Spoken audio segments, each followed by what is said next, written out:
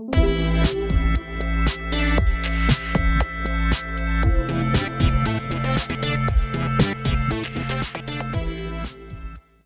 morning everyone, welcome to Bijak-Bijak Channel. Channel ini berisikan video-video yang membahas khusus tentang produk-produk material bangunan.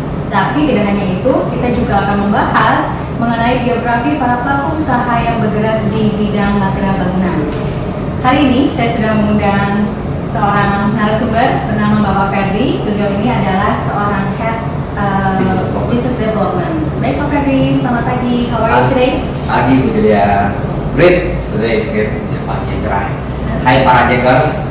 Jadi kondisi sekarang jangan biarpun kesannya terpuruk, tapi jangan sampai menjuruskan semangat kita untuk tetap berusaha ya.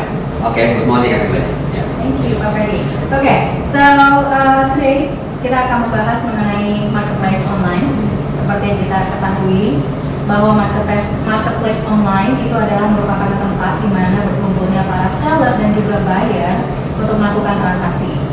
Oke, Bijak-Bijak merupakan salah satu marketplace online yang baru saja dimulai tahun lalu. Bisa ceritakan Pak Ferdi mengenai Bijak-Bijak sendiri? Ya baik.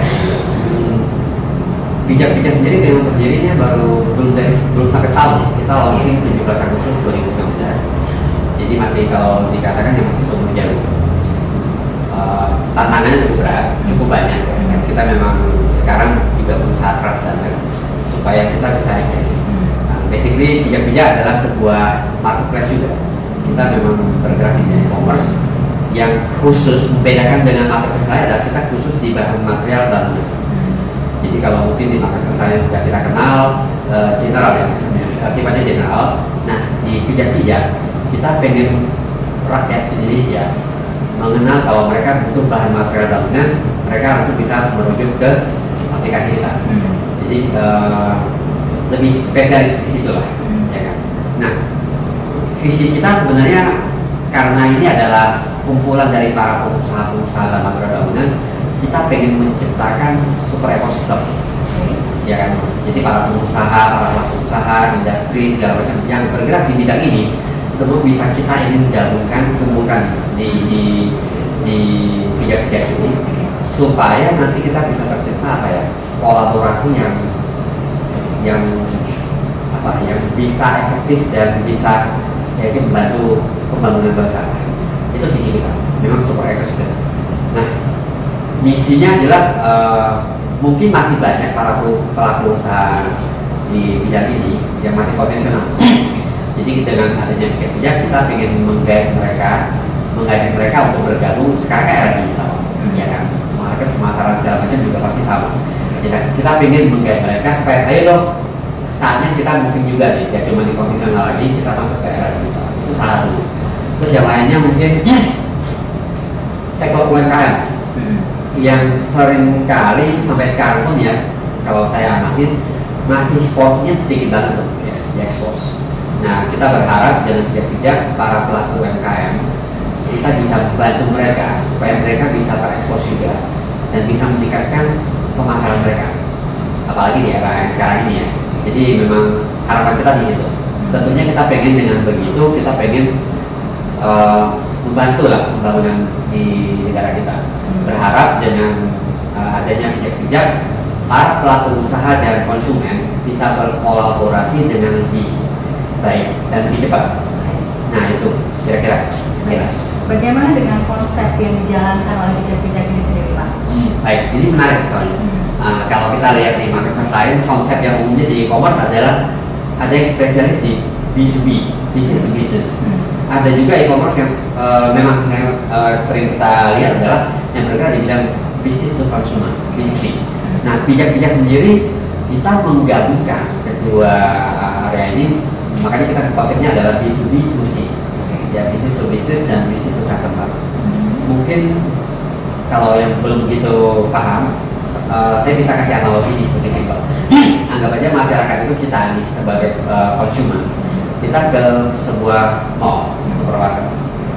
Begitu kita masuk ke dalam mall tersebut, di lantai dasar yang kita jumpai adalah para toko-toko, para pelaku usahanya, toko-toko bangunan, toko cat, semen, besi dan lain sebagainya. Nah, konsumen akan berbelanja di sana. Sama seperti halnya kita belanja ke di toko bangunan. Nah, tapi begitu kita lihat ke lantai berikutnya, ya, di sana adalah para distributor. Nah, para distributor ini mereka yang adalah pelaku usaha, di mana konsumennya sendiri adalah para pelaku usaha di lantai dasar tadi. Nah, tadi kalau yang masyarakat toko-toko itu kita sebut konsumnya business to customer. Nah, begitu kita lihat yang tadi distributor, konsumennya adalah para pelaku usaha. Nah, disitulah kita bisa katakan business to business-nya berjalan. Demikian juga kalau kita lihat ke level di atas tadi, kita akan menjumpai para pelaku industri, pabrik segala macam. Nah, konsumennya siapa? Konsumennya tentunya adalah para distributor tadi. Jadi mirip dengan kondisi di real life, ya. Tapi kita gabungkan semuanya dalam platform kita ini. Ya. Oke, kalau boleh tahu alasannya kenapa harus ada pelevelan seperti itu? Ya, sama ya. Jadi ini sebenarnya adalah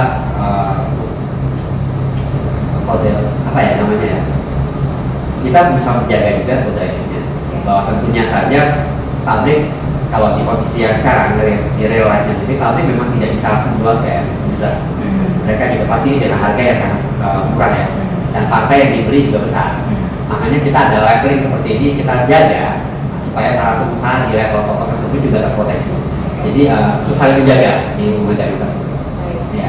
Jadi kejar-kejar ini sangat menguntungkan sekali bagi para pemilik usaha, khususnya di bidang material bangunan ya, karena sebelumnya belum pernah ada ya. Mungkin dulu ada juga ya, ada juga kita sebagai nama, tapi kita lebih serius kali ini adalah pendekatan kita adalah karena ini para pelaku usaha yang memang sudah lama bergerak di bidang itu. Cuma sekarang kita ingin approach mereka, memperkenalkan sekarang ada platformnya sekarang, kalian bisa memperluas market pemasaran kalian dengan platform tersebut, ya. Dan juga jangan lupa kondisi apalagi kondisinya sekarang ya, tentang corona, cash flow itu sangat penting banget buat mereka. Nah, dengan mereka berbisnis di bijak-bijak, semuanya cash. Jadi resiko usahanya akan sangat minim dan cash flow mereka akan terbantu sekali. Nah, di sisi customer itu tentu juga sangat menguntungkan.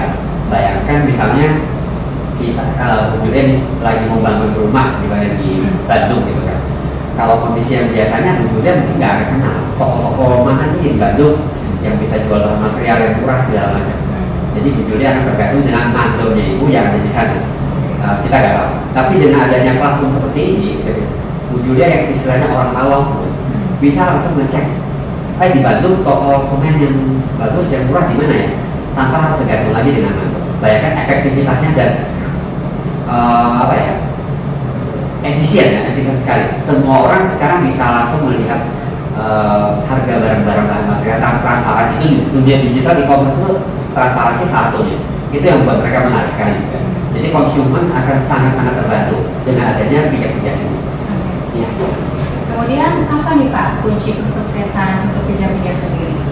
Ya, oke. Kalau kita kayak tadi lagi mall, jadi supaya bisa menarik para pengunjung untuk belanja di mall tersebut, langkah pertama yang dilakukan adalah memenuhi area dagangannya. Jadi memang target kita sekarang ini adalah kita berusaha semaksimal mungkin untuk bekerja sama dengan mitra-mitra. Dalam hal ini adalah para pelaku usaha tersebut sebanyak mungkin dan dimanapun juga. Kita berharap para pelaku usaha di bidang bahan material bangunan bisa ikut join dengan kita.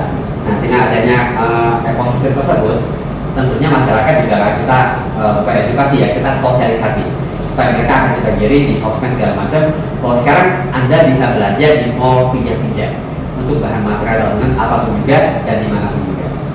Terus yang kunci yang berikutnya adalah ini tentunya berhubungan dengan customer care. Dimanapun juga support gak cuma ke konsumen, support ke para pelaku usaha juga akan sangat penting. Saya kutip di bijak-bijak kita sangat serius sekali untuk bergerak di bidang customer care ini. Supaya apa? Dalam dunia usaha yang diperlukan adalah kepercayaan. Jadi memang kepercayaan itu trust, itu brand. Jadi kita memang bangun bijak-bijak, kita usahakan dengan brand yang bagus, yang bisa dipercaya. Oleh karena itu, misalnya kalau ada masalah antara para penjual dengan pembeli, kita akan semaksimal mungkin untuk support mereka, menjadi penengah mediasi supaya ada win-win solution. Ya, itu juga satu hal yang menarik banget. Bijak-bijak sendiri waktu kita launching bersama, kita memang dari awal sudah pengen melihat bahwa di dunia e-commerce tidak bisa disangkal banyak penjual-penjual yang nakal, banyak sekali yang penjual fiktif dan sebagainya. Nah, dari awal sendiri kita memang karena visi kita adalah menciptakan super ekosistem untuk para pelaku usaha. Akhirnya mitra-mitra kita yang kita ajak bergabung itu kita ada fase tahap verifikasi untuk memastikan bahwa mitra-mitra kita adalah memang para pelaku usaha yang memang punya badan usaha, punya toko. Jadi tidak cuma istilahnya ya dia di rumah atau sambil ya di gudang atau mana, terus dia nggak ada usahanya dan nanti bisa jual online. Kepercayaan masyarakat kan akan agak ragu. Nah, kita ingin memastikan bahwa mitra-mitra kita yang join dari kita adalah memang para pelaku usaha yang sebenarnya. Dengan demikian kita harapkan masyarakat juga percaya. Kalau saya belanja di toko-toko di mitra-mitra kita, kita tahu kok mereka memang ada punya toko aslinya. Nah, itu mungkin salah satu yang kita strategikan supaya ya mudah-mudahan tiap bijak bisa tetap berkembang di kira-kira ada pesan terakhir Pak? Ya mungkin ini untuk para pelaku usaha di sana, nggak cuma para pelaku usaha di bidang material bangunan, tapi semuanya? Iya. Kondisi sekarang pandemi corona itu kalau dilihat kasat mata itu kayak disaster seluruh dunia. Dan saya yakin banget banyak sekali pelaku usaha yang juga terpuruk, banyak sekali. Tapi kalau kita memandangnya lebih ke depan lagi, kita kalau coba kita amatin dengan adanya pandemi ini, perilaku konsumen Indonesia tuh saya yakin banyak berubah. Yang mungkin awalnya mungkin banyak yang masih suka dengan belanja konvensional, coba di ibu bayangkan sekarang semua di online. Jadi mereka sendiri tanpa disadari sudah terdidik bahwa oh saya bisa belanja online. Dulunya mungkin skeptis. Nah, ini sebenarnya sebuah kesempatan. Apalagi kondisi yang sangat terpuruk ini, kalau kita bisa membesarkan usaha kita di media digital, itu sebuah langkah yang perlu dilakukan. Maka kita juga akan lebar, apalagi behavior masyarakat sendiri sudah mendukung seperti itu, dan ini cash flow juga akan lebih lancar tentunya. Why not gitu? Sebenarnya ini kesempatan. Kalau orang bilang ini adalah musibah, di balik musibah tersebut, ini ada sebuah kesempatan besar buat mereka yang belum bergerak di bidang e-commerce untuk segera join. Ini kesempatan yang besar sekali. Itu aja. Oke, Pak Ferdi, terima kasih banyak atas waktunya. Sukses selalu. Thank you everyone. See you next time. Bye bye.